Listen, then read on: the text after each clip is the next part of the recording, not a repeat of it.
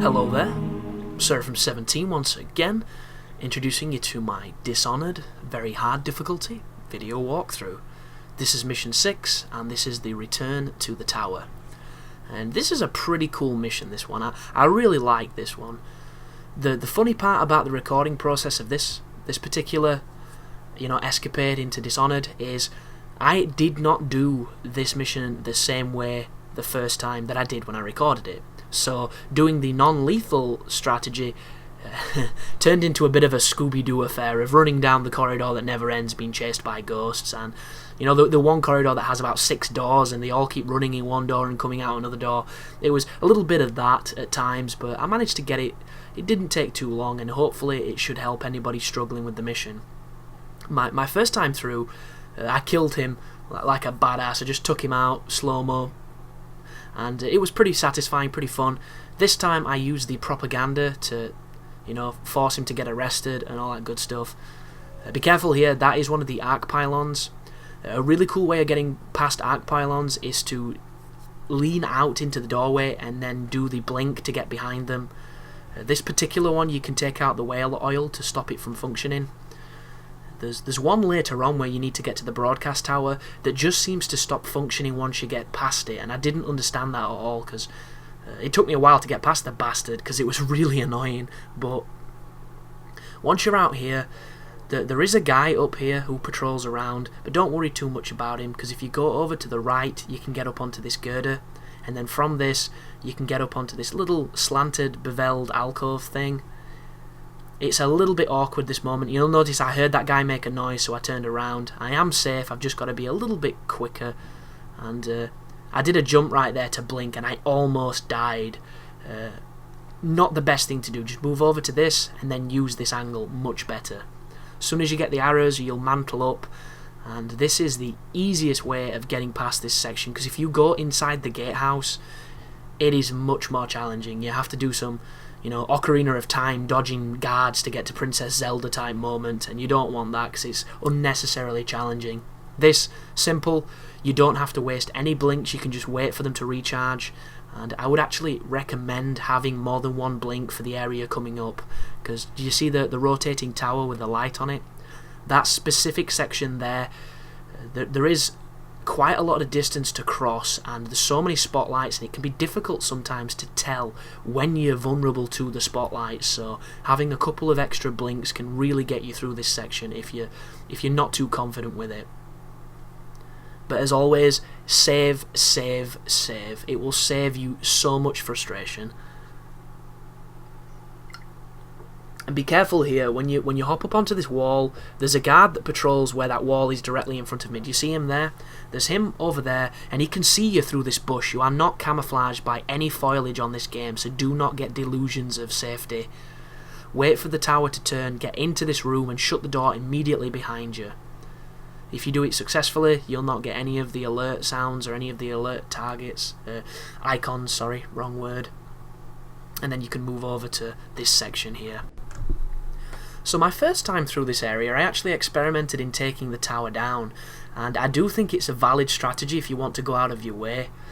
I have no idea if people can notice that the tower's not working and it can count against you, so I decided not to do it on this run, and because this is such a minimalist approach, if I don't take the tower out and I show you a way to get past it while it's still there, the people that can't take it out still have a valid strategy to use.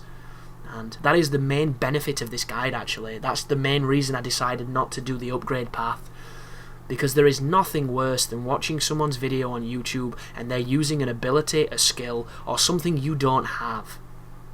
Like, that was my biggest concern with the Dark Souls walkthrough I made. Because the drop of the halberd is pretty rare at times and you can get screwed over really quickly, it was one of those gambles that if people didn't have it, there was no real way they could follow some of the the boss stompings that I laid down. And if you're using a Drake sword, you're going to have to hit something so much harder and so much more frequently than you do when you have a Black Knight halberd, obviously. Oh, by the way, guys, this little digression here is, I only did it because I couldn't figure out how to get past the crazy arc pillar, and I ended up figuring out how to get past it after this because there's nothing here. I assumed there might have been a battery or some way to turn it off. but I gave it up as a bad job.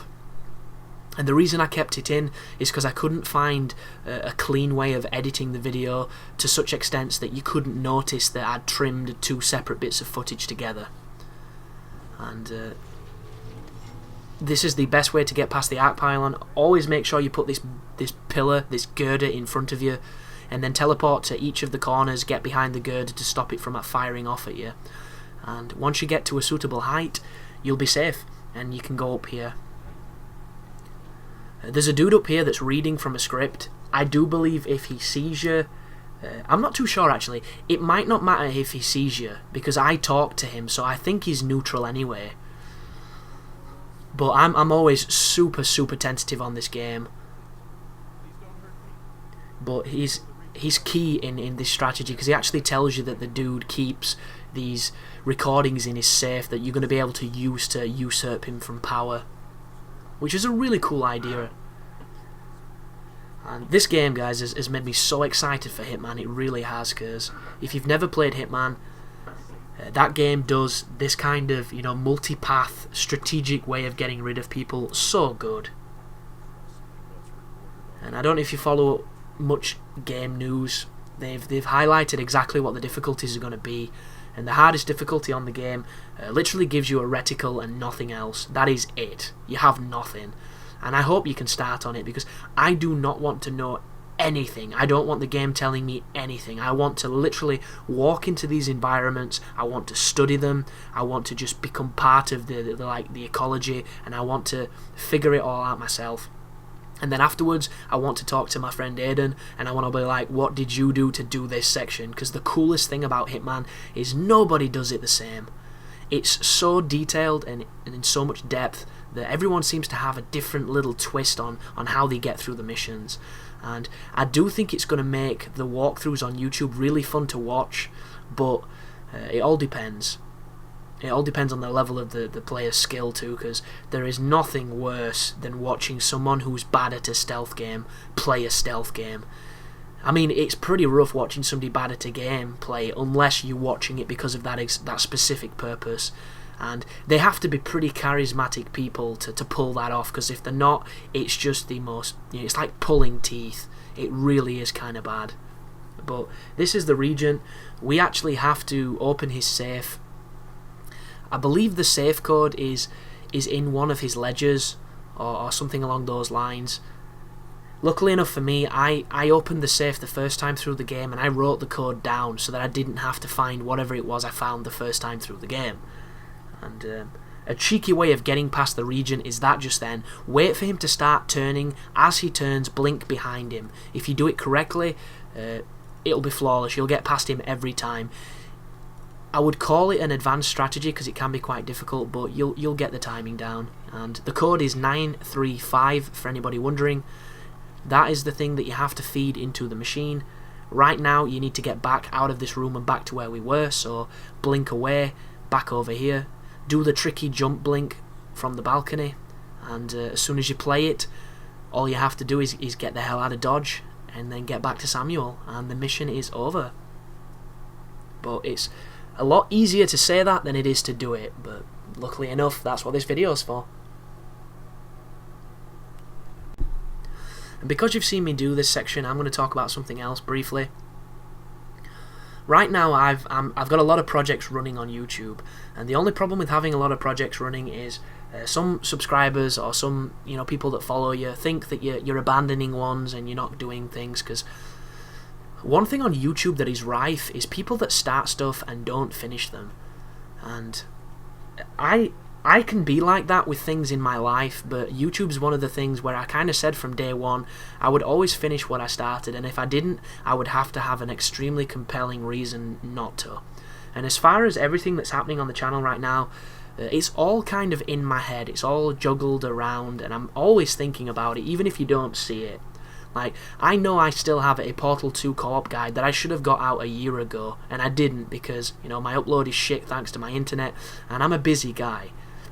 But don't worry for the people that are enjoying it. It will go up eventually. It's just one of those guides that wasn't much of a priority because the Portal 2 didn't do much for my channel at the time.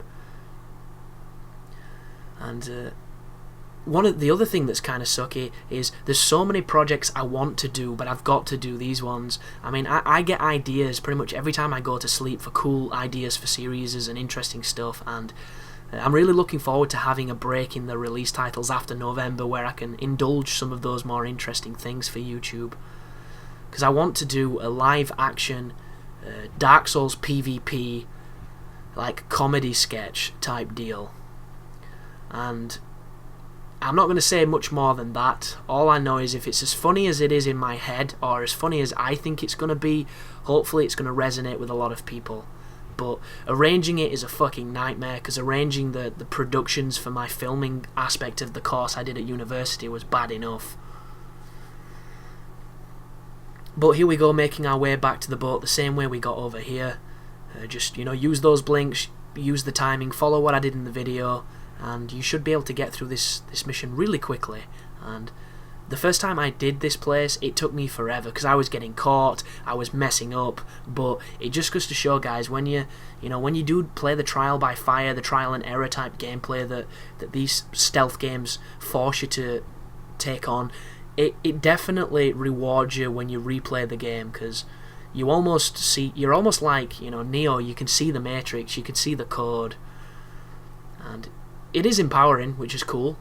But at the same time, people watch it and think, whoa, you're really good, or whoa, you seem to have this mastered type, and you don't at all, because it's so easy to make mistakes on these games. Like, one wrong move and you're spotted. It's that simple, and everybody gets spotted, folks. If you're having a hard time, don't worry. It's not that you're bad, it's that the game can, it can be challenging, and you just have to be patient and try and be as aware as possible. But this is once again Samuel's boat. I'm going to have a little conversation with him, then you're going to see the ranking. You'll notice that, as per usual, there's no kills, it's Ghost and Shadow, and yeah, we're going to get some pretty cool achievement at the end of this one. So, thanks for watching, guys, and you take care now. All right, let's go.